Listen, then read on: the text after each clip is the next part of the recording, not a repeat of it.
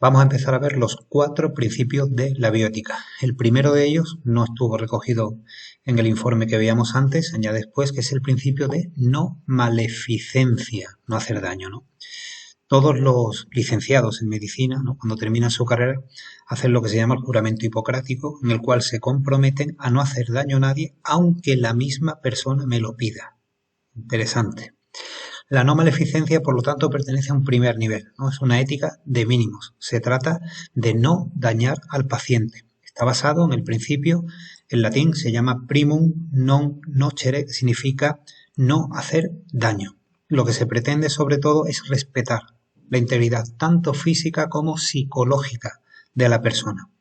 No hacer daño a veces es imposible, ¿no?, puesto que hay tratamientos que son muy dolorosos. Tienen que sacar sangre y hay gente que lo pasa muy mal. Piensa en las sesiones, por ejemplo, de quimioterapia, ¿no?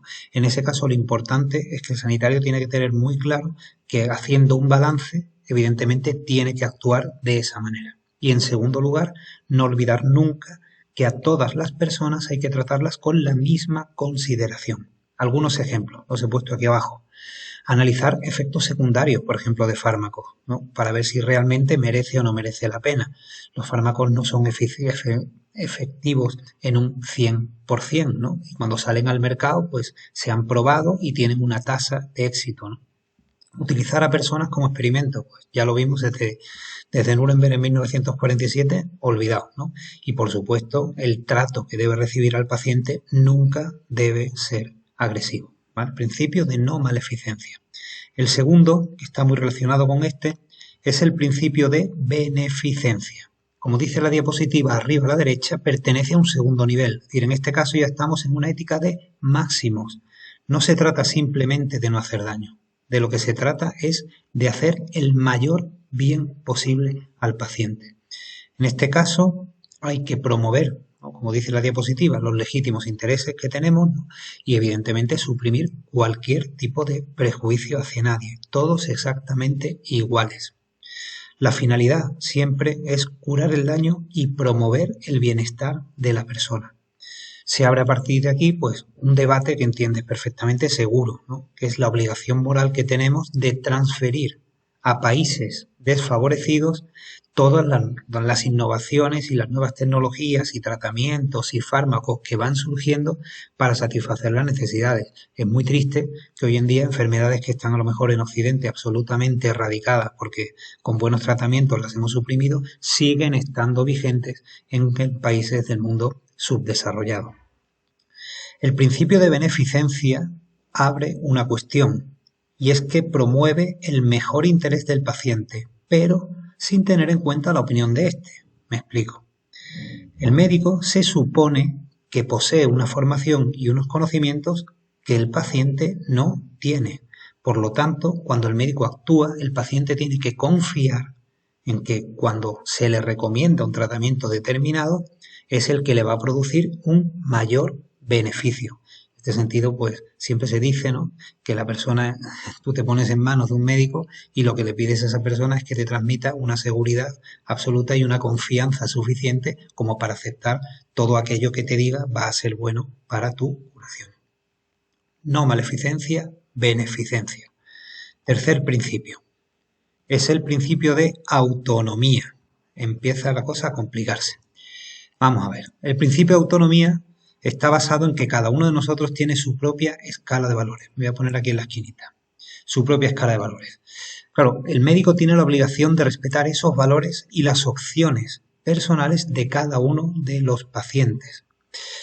Este principio implica el que a lo mejor uno puede equivocarse a la hora de decir sí o a la hora de decir no. ¿En qué compromete esto al médico en cuestión o al sanitario que está actuando?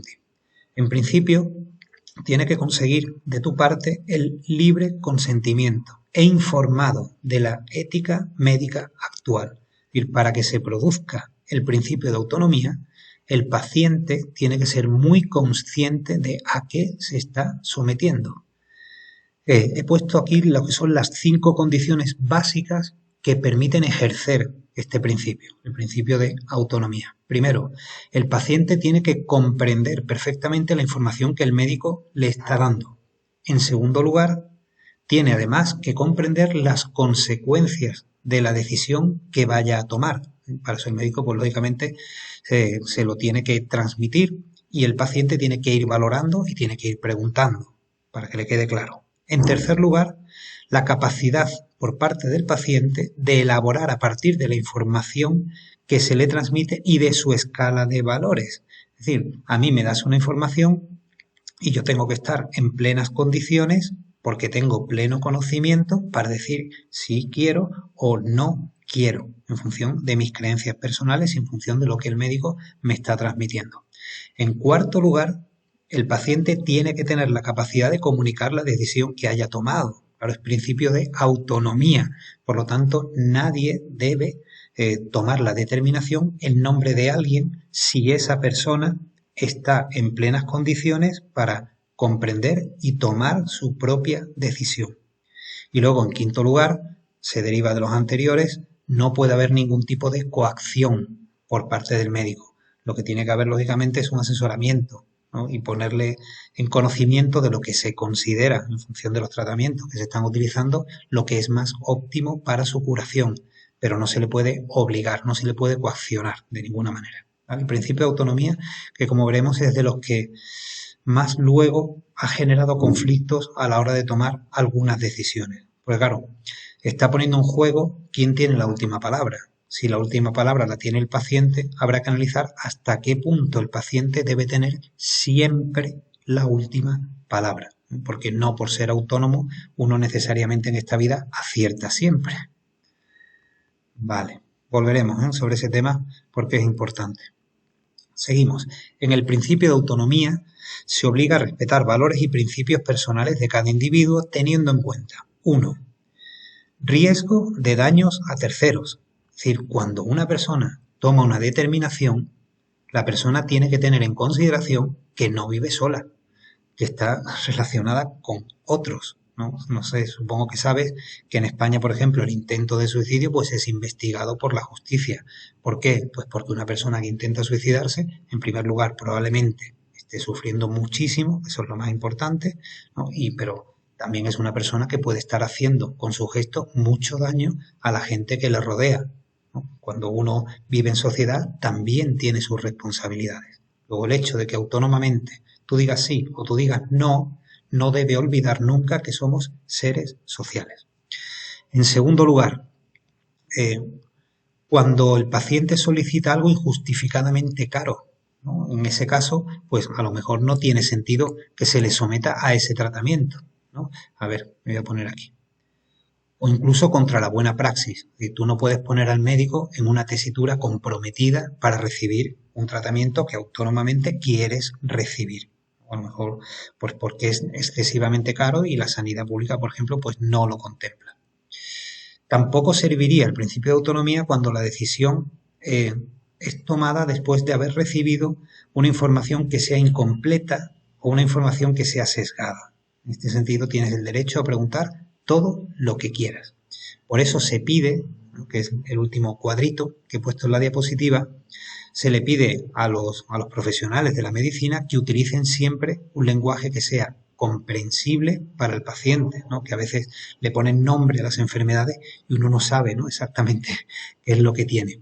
Y luego también a la hora de comunicar determinados diagnósticos, pues también se le debe pedir al médico que tenga una cierta empatía, ¿no? Con el paciente. ¿Por qué?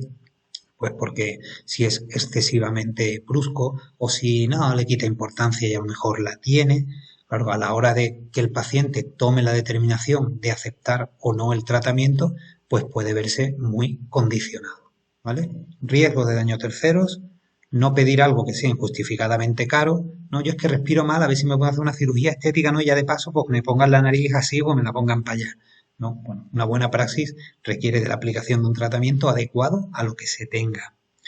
Recibir la información de manera completa y en un lenguaje que te permita realmente conocer las consecuencias que tiene aceptar ese tratamiento. Vale, voy a seguir. Este vídeo está saliendo un poquito largo. El principio de justicia. En este caso, como dice la diapositiva, se plantean conflictos no solo entre miembros de un mismo país, ¿no?, sino también en relación a la sanidad en otros países. El principio de justicia lo que establece es repartir de forma equitativa cargas y beneficios, de manera que todo el mundo pueda tener acceso a los recursos sanitarios. Aquí lo que he hecho ha sido plantearte las tres posibles situaciones que se están viviendo, ¿vale? Me voy a quitar de pantalla para que se puedan ver bien. La primera es el igualitarismo. Lo que entiende esta postura es poner en el centro de la sanidad al paciente. Y por lo tanto, esta teoría lo que dice es que no debe existir ninguna razón que haga que nadie se quede sin el tratamiento que le corresponda. Ninguna contingencia económica deberá limitar lo debido, buscando siempre la respuesta adecuada. Esta es la postura que se pretende, por ejemplo, en la sanidad española, ¿no?, donde a todo el mundo se le trata por igual y no se pregunta ni en qué trabajas ni cuánto dinero tienes.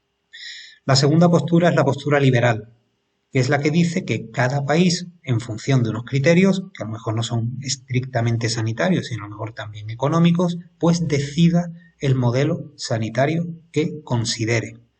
Aquí siempre permanece en nuestra memoria, ¿no?, o es el caso que más me suele salir en clase, de los Estados Unidos, ¿no?, donde, como sabes, cada uno lo que hace es establecer una póliza de seguros en la que, en función de lo que pagas, luego vas a tener más o menos acceso a un tratamiento o a otro, ¿no? En este caso, un Estado liberal pues determina que tú inviertas en salud lo que tú consideres. Y el tercero es el utilitarista. Lo que busca es un máximo beneficio y una minimización de riesgos. ¿Qué significa esto? Que intenta evitar cualquier tipo de sanidad que pueda suponer, por ejemplo, una carga económica excesiva para la sociedad. Buscamos siempre el máximo beneficio, ¿no? Optimización del sistema basado en un criterio de utilidad. Esto, lógicamente, pone en entredicho si la vida realmente tiene o no que ser útil. Vale. Bueno, pues algunas cosas, algunas preguntas, ¿no?, que se derivan de este principio. Por ejemplo, ¿qué sucede en caso de escasez de recursos, ¿no? ¿Se deben dar todos los cuidados disponibles a un enfermo con pocas posibilidades de sobrevivir? ¿O se debe hacer siempre predominar al paciente que tiene más posibilidad de curación, ¿no? Es la triste realidad que se vive pues cuando tienes que tomar la decisión de a quién le pones un respirador o a quién le haces una transfusión porque no hay recursos para todo.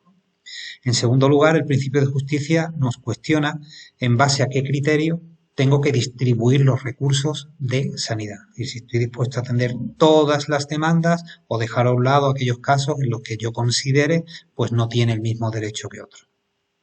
Otra consecuencia del principio de justicia nos hace plantearnos, ¿no?, si tiene sentido dedicar recursos a la investigación, por ejemplo, con embriones, ¿no?, que todavía pues no es 100% a lo mejor segura, el tema de manipulación genética y tal, cuando aún tenemos enfermos, ¿no?, que van a requerir mayores cuidados y mayores medios por parte de la economía sanitaria. Es decir, ¿dónde poner todo el peso, digamos, de los presupuestos de sanidad?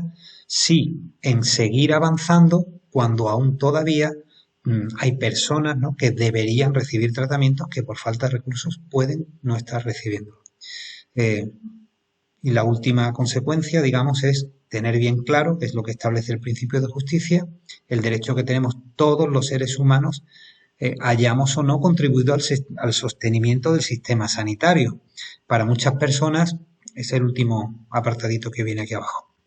Para muchas personas, pues a lo mejor consideran que si tú a lo largo de tu vida, ¿no?, pues no has contribuido, ¿no?, en tu nómina, que sabes que todos los finales de mes, pues hay una parte, ¿no?, del dinero que tú cobras, pues que va destinado a la sanidad. Si alguien no ha contribuido al sistema sanitario, ¿por qué a lo mejor tiene que recibir el mismo tratamiento que otros que han estado cotizando pues durante 30 o 35 años, ¿no? Estas son preguntas que la gente se hace. Vamos para allá. Bueno, aquí me voy a quedar porque luego quiero analizar esto contigo más despacio. ¿De acuerdo? Paramos aquí entonces los principios de la biótica, estos 4: no maleficencia, beneficencia, autonomía y justicia.